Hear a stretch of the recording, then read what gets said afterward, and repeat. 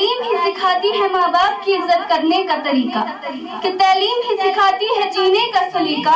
تعلیم ہی سکھاتی ہے استاد کی عزت کرنے کا طریقہ، کہ تعلیم ہی سکھاتی ہے جینے کا سلیقہ، تعلیم ہی سکھاتی ہے چھوٹوں بڑوں اور بزرگوں کی عزت کرنے کا طریقہ۔ نحمدہ ونصلی علی رسولہ الکریم، اما بعد فاعوذ باللہ من الشیطان الرجیم، بسم اللہ الرحمن الرحیم۔ پروں کو کھول زمانہ اڑان دیکھتا ہے، کہ پروں کو کھول زمانہ اڑان دیکھتا ہے، زمین پہ بیٹھ کے کیا تو آسمان دیکھتا ہے۔ جناب وقار، چند باتوں کو آپ کے سامنے پیش کر کے میں علم کی اہمیت رکھنے کی کوشش کروں گی۔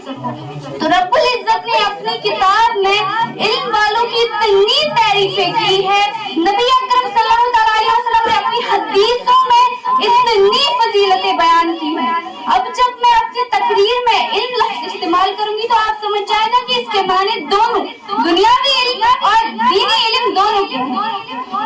تو اللہ تعالیٰ اپنی کتاب میں فرماتے ہیں،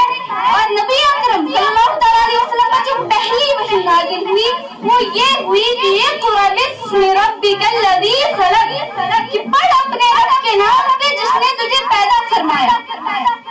تو نبی اکرم صلی اللہ علیہ وسلم پر پہلی وحی یہ نہیں نازل ہوئی کہ تو نماز پڑھ، تو زکات دے، تو روزہ رکھ، تو حج کر، اچھائی کا حکم، اخلاق کا حکم، حتیٰ کہ یہ تک نہیں کہا کہ اللہ ایک ہے، تو صرف یہ کہا کہ اقرأ باسم ربک الذی خلق، تو پڑھ اپنے رب کے نام پہ جس نے تجھے پیدا فرمایا۔ تو جس قوم پہ پہلا حکم پڑھنے کا ہو اور اگر وہی جاہل رہ جائے تو کیا ہوگا؟ اسی لیے انہوں نے کہا تھا کہ مسلمانوں کو علم کی ترغیب دلوانا، مسلمانوں کو علم کی ترغیب دلوانا، مچھلیوں کو پانی میں تیرنا سکھانا، کہ لکھنا نہیں آتا تو میری جان پڑھا کر، ہو جائے گی تیری مشکل آسان میری جان پڑھا کر، پڑھنے کے لیے اگر تجھے کچھ نہ ملے تو چہرے پہ لکھے درد کے عنوان پڑھا کر، لا ریب تیری روح کو تسکین ملے گی، لا ریب تیری روح کو تسکین ملے گی، تو قرب کے لمحات میں قرآن پڑھا کر، آ جائے گا تجھے اقبال جینے کا کرینہ، تو سرور کونین کے فرمان پڑھا کر۔ حضرت انس بن مالک رضی اللہ تعالیٰ عنہ سے روایت ہے کہ ایک دن حضور محدث اعظم پاکستان رضی اللہ تعالیٰ عنہ کے پاس ایک بوڑھی عورت اپنے بچے کو لے کر آئی، اسے اپنے پاس رکھنے کے لیے کہا، تو حضور نے کیا کیا کہ ایک مہینہ، 2 مہینہ، 3 مہینہ، جب کہ 4 مہینے گزر گئے تو اس کی ماں کو واپس بلوایا گیا اور کہا کہ بی بی اسے اپنے ساتھ واپس لے جائے، کوئی پڑھنے پڑھانے والا بچہ نہیں ہے، کل کو میرے ذمہ چڑھ جائے گا، یتیم بچہ ہے، کل کو تو کہے گی کہ میرے بچے کا وقت ضائع کیا۔ تو یہ عورت رونے لگی اور روتے ہوئے کہنے لگی کہ حضور میں نے اسے کوئی پڑھنے تو نہیں بھیجا تھا، میں تو آپ کو اللہ کا بھیجا ہوا ولی مانتی ہوں، میں نے تو اسے آپ کی نوکری کرانے بھیجا تھا، میں نے یہ تو نہیں کہا تھا کہ مجاہد بنا دے، میں نے یہ تو نہیں کہا تھا کہ مؤذن بنا دے، میں نے یہ تو نہیں کہا تھا کہ حافظ بنا دے، میں نے یہ تو نہیں کہا تھا کہ نعت خواں بنا دے، میں نے یہ تو نہیں کہا تھا کہ جمعے کے دن فتویٰ دینے والا بنا دے، بلکہ میں نے تو یہ کہا تھا کہ یہ آپ کی نوکری کرے گا، جب تک یہ رہے گا یہ آپ کی نوکری کرے گا۔ تو حضور نے دعا فرما دی کہ یا اللہ اس کے نصیب میں برکت عطا فرما۔ تو آپ کیا سمجھتے ہیں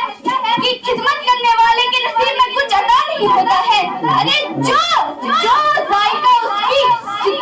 ذائقہ اس کی قسمت میں ہے نا، جو ذائقہ، جو نصیب، جو قسمت اس کو عطا ہوتی ہے نا، ویسے کسی کی قسمت تھا بھائی، ویسے کسی کی قسمت نہیں۔ تو حضرت انس بن مالک رضی اللہ تعالیٰ عنہ فرماتے ہیں کہ مجھے تو کھیتی باڑی آتی نہیں ہے، مجھے تو کھیتی باڑی کا کوئی کنسپٹ ہی نہیں تھا، تو لوگوں کے بعد میں صرف ایک دفعہ فصل لگتی تھی اور میرے بعد میں 2 دفعہ لگتی تھی، کیونکہ مجھے بھی دعا لگی تھی، مجھے بھی دعا کی تھی۔ حضرت انس بن مالک رضی اللہ تعالیٰ عنہ کی ماں حضرت انس بن مالک رضی اللہ تعالیٰ عنہ کو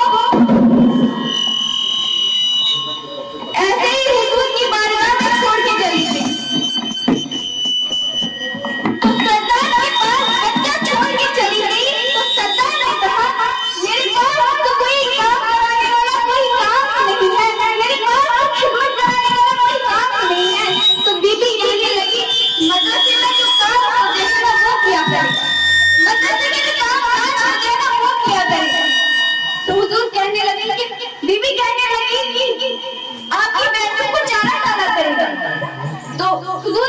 لگے کہ بی بی میں نے تو اس کے لیے رکھا